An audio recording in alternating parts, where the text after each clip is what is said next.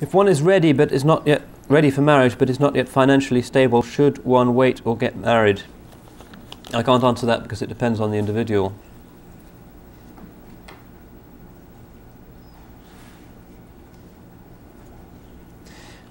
Again, we are facing an uphill struggle against often parental expectations of having everything perfect before we can get married, and the marital home has to be there and this, that and the other. That's not really required. And some of the Muhajirin, when they came to Medina, they didn't have homes at all, but they would still be married.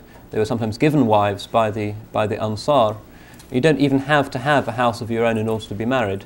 You can meet occasionally or whatever. That's perfectly legitimate in Sharia, and if it keeps you away from the haram, it's a good thing. We've over-formalized marriage in the Islamic world. It's become rather Christian.